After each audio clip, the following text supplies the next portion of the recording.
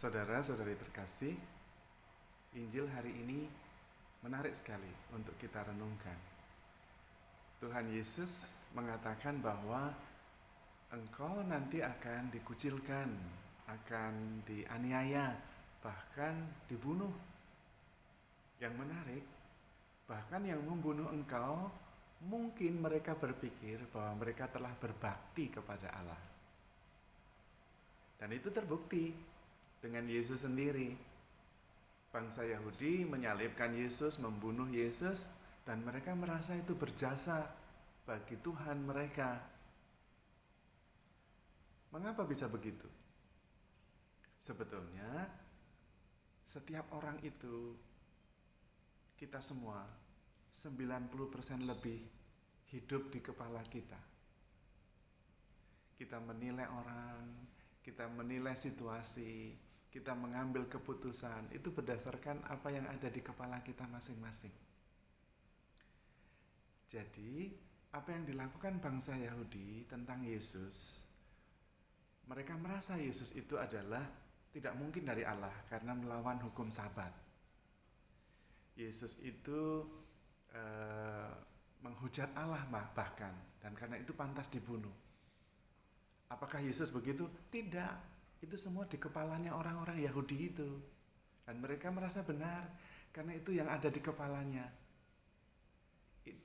Keputusan mereka itu lebih mencerminkan isi hati mereka, isi kepala mereka, bukan objektif tentang Yesus.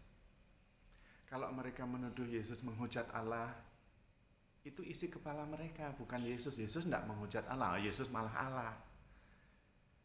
Maka kita harus hati-hati dengan isi kepala kita. Kalau kita membenci seseorang, kita mengkritik seseorang, coba teliti baik-baik. Mungkin orangnya tidak gitu. Kemungkinan itu malah isi kepala kita yang seperti itu.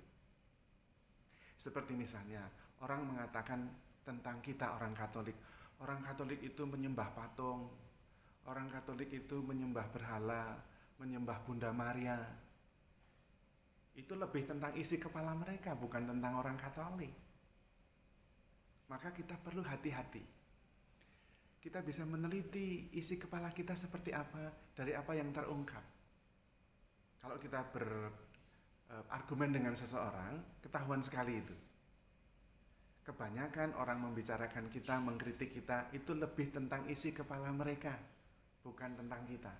Maka santai aja, kita tidak gitu. Itu. Pengenalan diri itu lebih penting. Nah, bagaimana supaya kita tidak terjebak hanya terkungkung oleh isi kepala kita, meskipun 90% lebih waktu kita itu berada di kepala kita, di pikiran kita. Pertama, kita perlu mendengarkan suara hati, karena Roh Kudus ada di situ. Yang kedua, kita isi dong kepala kita dengan yang positif, yang baik, yang membawa damai, yang penuh sukacita. Dan itu kemudian keluar, kelihatan. Maka sebetulnya kita bisa mengenali diri lebih baik apabila kita bisa refleksi, melihat isi kepala kita seperti apa itu dari apa yang terungkap. Dari kata-kata, dari sikap, dari keputusan-keputusan. Dan disitulah kita mengenal diri sendiri dan mengenal orang lain.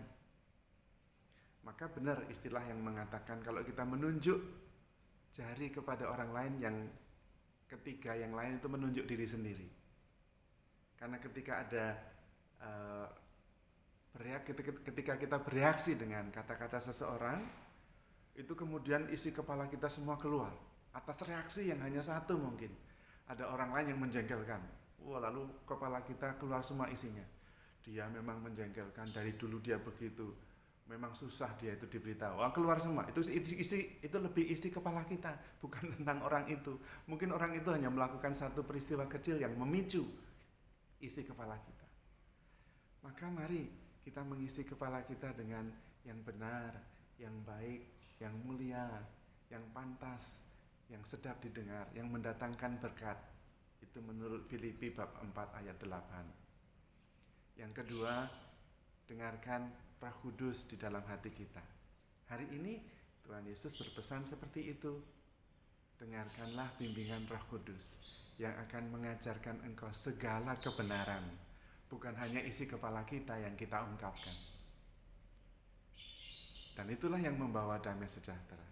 Bahkan ketika orang lain menyerang kita, mengkritik kita, kita tidak menjadi goyah atau kemudian menjadi sakit hati, karena itu lebih mengenai isi kepala mereka, bukan tentang kita.